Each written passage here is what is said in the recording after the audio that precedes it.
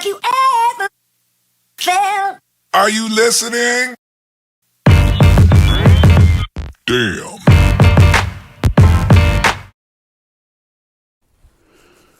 Okay, this is a fly that I've been trying to come up with for a while, but it's designed to be a dead drift sculpin. So basically when it hangs underneath, an indicator or a tight line rig, it rides completely horizontally in the water.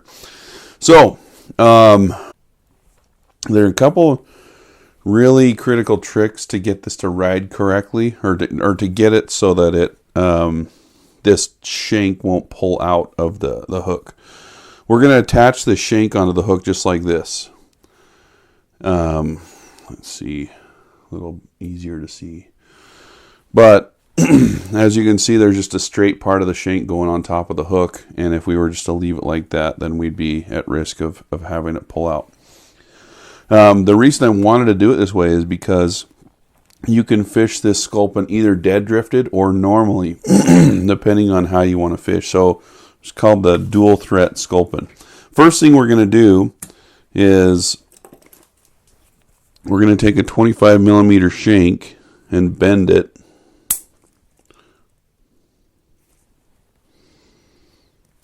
So I've bent it just like this. You can see that in the vise. And after I have it bent, I'm actually going to come in here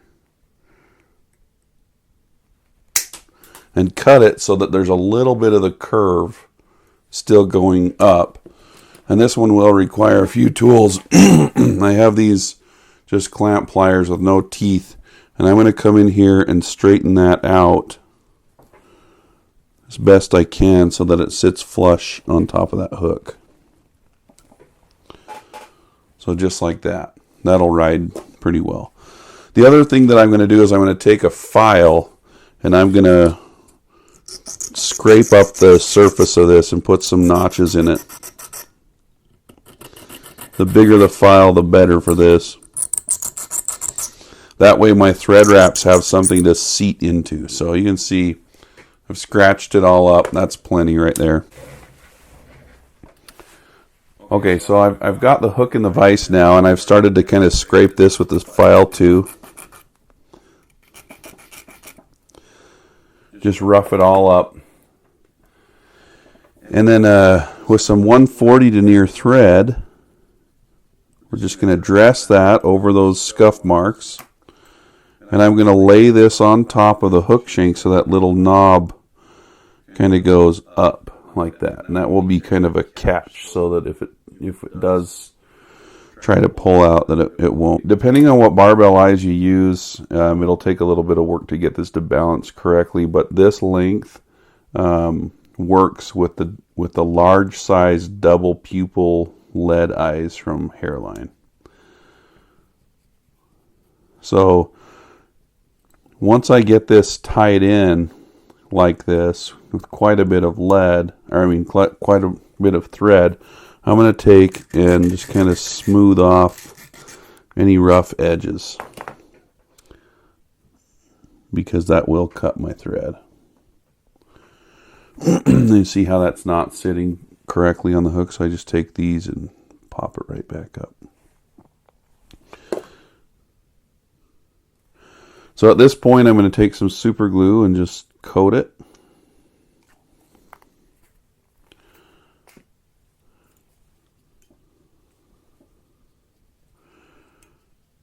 And then I'm going to come up here and put the eyes on. So this is a large size double pupil eye, and I'm going to put it on far enough forward so that I still have a little bit of room to put some bruiser blend right there behind the hook eye.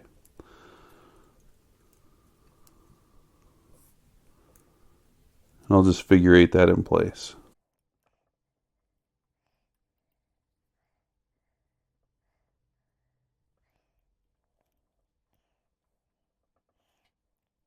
Okay, so once that's on there, I'll tag that with super glue now, so I don't want those rolling around. Now the rest of the fly is really pretty simple.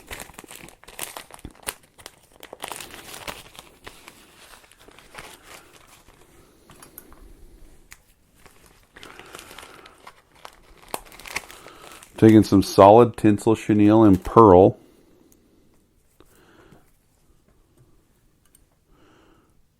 And I'll just tie that in right behind where that shank ends.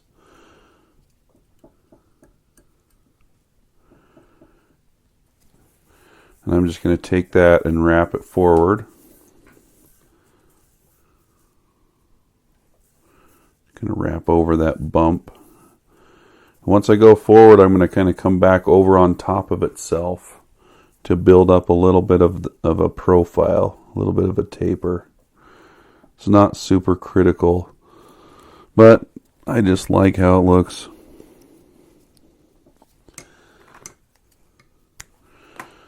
At this point, I'm going to take some polar reflector flash in olive and in red, or actually this is blood red. It's a really cool color. I find myself putting this color in a lot of different flies. And this is kind of Big B, the feather flinger's idea of putting a gill pack in with some chenille. He does his with really cool dubbing brushes that he makes for it. Check out the, what is it, the Silent Bob, I think, has got a gill pack. But anyway, good stuff. So I'm just going to take a few turns of this stuff, just like that. Tie that off. Doesn't take a lot to make it look cool. And then I'll pull those over. And now we're ready for the business side of it. Okay, so I'm going to use a Magnum Zonker strip to create the body here. So as you can see, it's a really thick piece of leather. And I'm going to prep this a little bit. So here we've got a flat piece. The thing about Magnum Zonker that I don't really like a ton is that it doesn't move as well as the thinner strips. So what I'm going to do is I'm just going to kind of manipulate this with my fingers so that I'm holding on to the ends of it, and then I pinch it right here in my other fingers. Let's see if I can show you. And then I stick the very tips of these scissors in and cut down the leather strip like that. If you could see that. Let's see if I can do that again on camera. Probably won't be able to do it on the other side. The other side's a little more tricky. But it's all about getting those scissor tips right under the leather without catching a lot of the hair. And keeping it tight helps.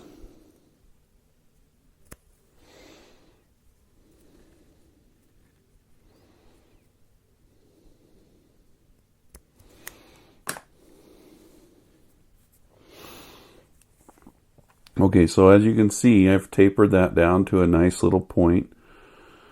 And I want this tail to be about equal to the length of the whole fly. So I'm going to mark this point right here with my finger. And then I'm just going to take this and puncture that over the hook.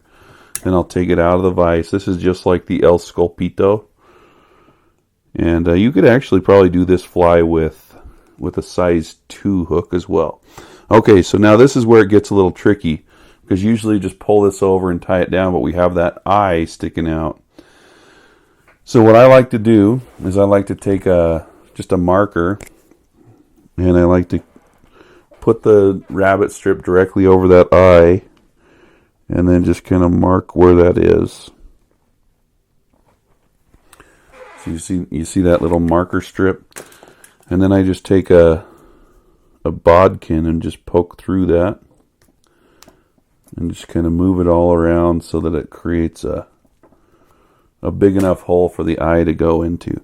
So now I should be able to pull that over and force the eye through that hole. Should be able to.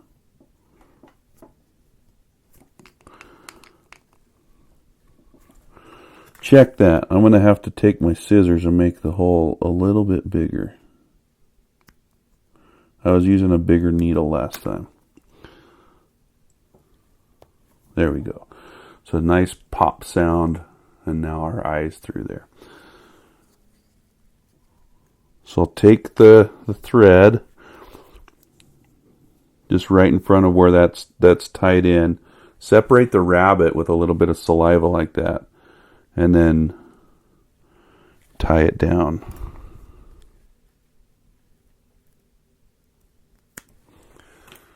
So there, our strip is tied in. So I'm just going to secure that a little bit more.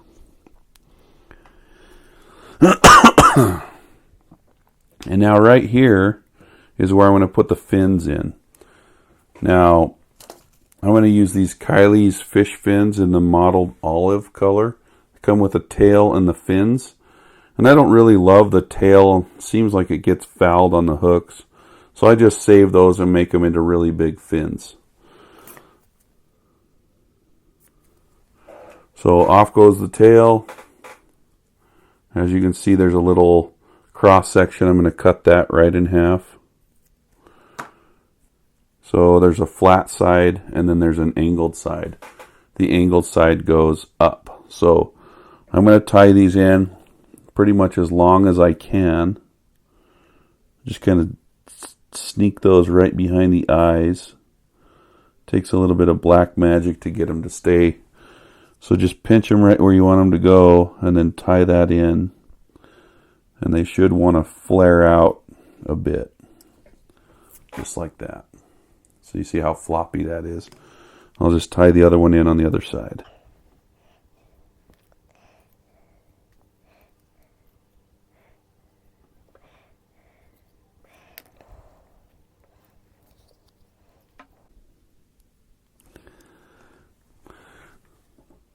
All right, fins in place. Okay, we're ready to put the head on this. And so I've got a bunch of bruiser blend that I've preened out, and instead of bunching it all up like this, I'm actually going to leave it pretty flat. So once I have it just like this, I'm just going to kind of lay that flat across the head and tie that in right behind the eyes. I'll just let that sit for a little bit, and I'll do the same thing on the bottom. The clump that I'm going to tie in on the bottom is a little bit sparser than the one I tied on the top. So tie that in, and then we'll just kind of work those back.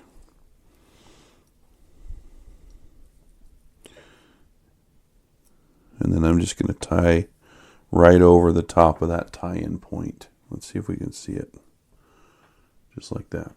Okay. So we will brush this out, but we don't necessarily need to right now. Okay, so I'm going to lay this down just so that it's kind of barely covering up those eyes.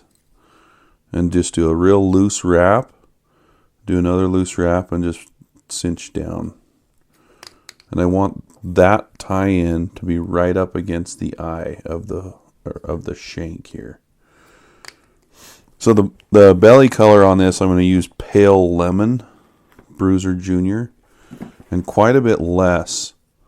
The less you have on the bottom of this fly, the better it will just kind of hug the bottom. And that's what you want out of a Sculpin. So turn it upside down, drop your dispenser.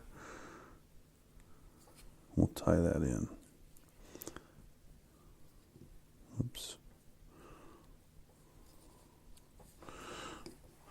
All right, so now I'm just going to kind of spread those apart, fan them out a bit, and I'm going to push those fibers back, both on top and on bottom.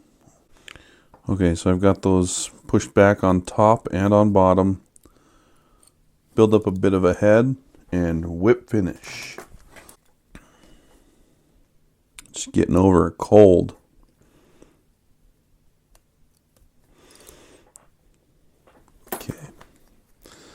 Alright, so now time to make the Sculpin head look like a Sculpin head. We want this to be flat. We've got an eye down in here somewhere we need to find. So with this plastic comb, I don't use the metal comb on this because the plastic comb kind of goes around that eye of the jig hook, and I can find that.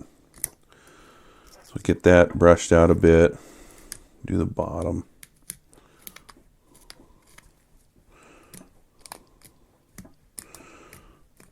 So I'm going to get it about to this point, and then I'm going to start feeling for where that eye is. And it's right about there. You kind of part the hair on one side or the other. And see how that's going to sit. We're going to mark it up, and then we're going to use some resin to form the rest of the head.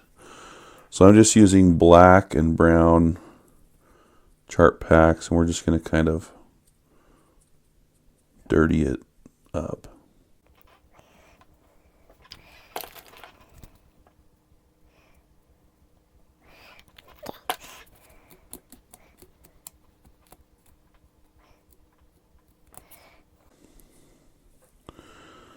Make sure that you can poke that eye through, and you can see it on top of that head. So right here we're good.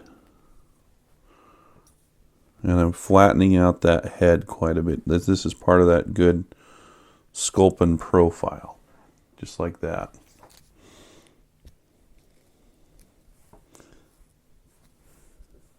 Alright. So now I'm going to take some Loon Thick and just put kind of a healthy dollop right here on the front of the fly. And I'm going to take that with a bodkin now, and I'm just going to run it back, kind of working that into the head.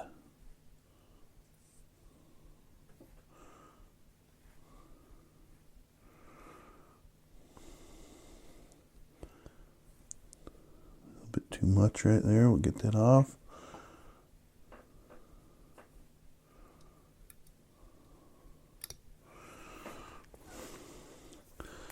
So we'll hurry and cure that one.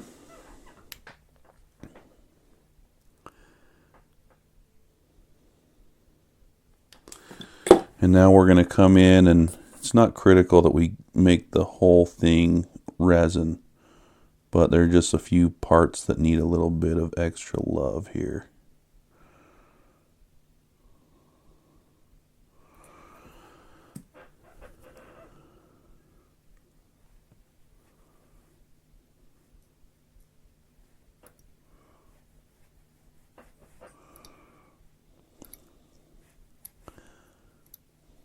And you don't want too much, but you don't want too little so that it won't keep its shape once it's in the water.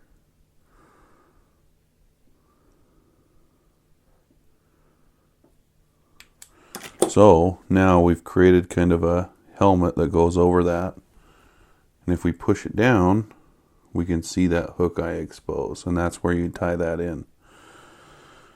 On the bottom now, we'll brush that out a bit again.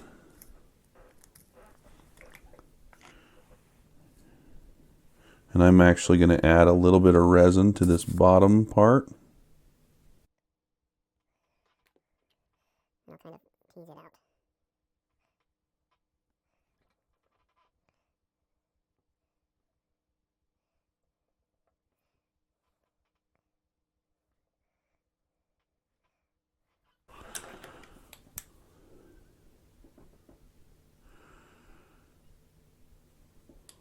All right. And that's it. That's the dead drift Sculpin. So we'll take this out, and with the taper on that tail and the head that we just built, we've got a really killer Sculpin profile. Let's see if we can put this up like that. So anyway, the one thing I will say is if you use like a competition rod, that's what I was testing this with at first. If you use a competition rod with this, it's kind of harder to turn over with those lighter rods. So I'd recommend fishing like a fast 6 or 7 weight for this one. Anyway, that's the dual threat Sculpin. Tie them up, fish them. Let us know if they work. All this stuff is available at store.flyfishfood.com. Yeah. Yeah.